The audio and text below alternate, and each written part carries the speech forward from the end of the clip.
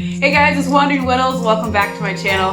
Bodhi says hello. He's already curled up on my lap. I think he really likes when I make videos because he likes to curl up right here.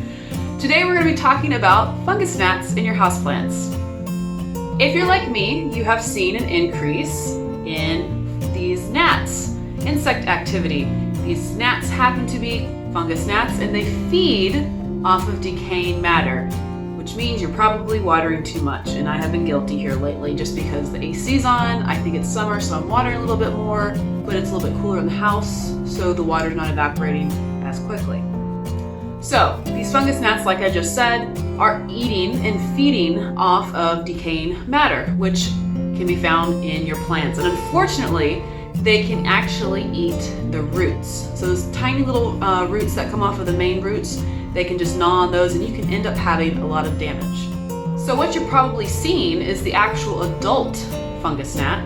And what's going on is they are laying their eggs in about the first layer of your plant's soil, and those eggs hatch, turn into larvae, and they are the ones that are actually feeding off of the decaying matter in your plant or your plant's roots.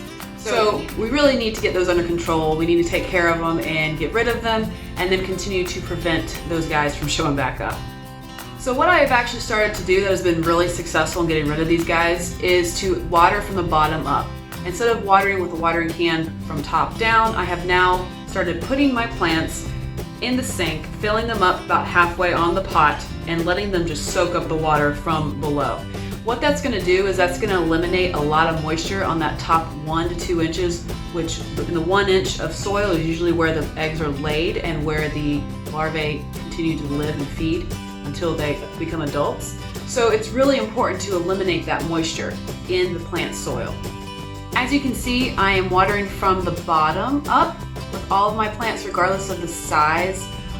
With any of the plants that are potted in terracotta, just straight up potted in the terracotta, I am able to do that. The terracotta is porous, so it soaks it up really, really well. The other ones that I have kept in the nursery pots and I just kind of insert into my pretty pottery without the drainage holes, I take those out and just soak them in the nursery pots themselves.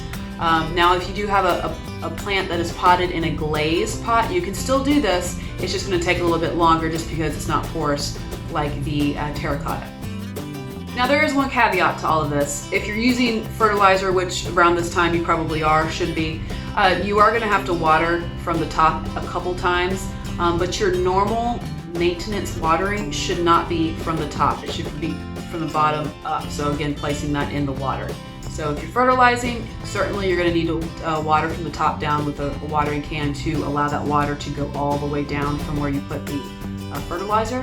However, that should only be either once a month or every 3 months depending on the fertilizer that you're using.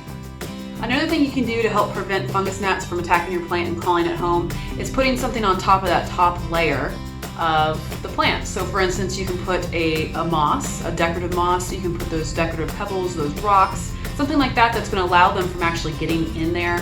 And also it's going to get rid of some of that moisture as well.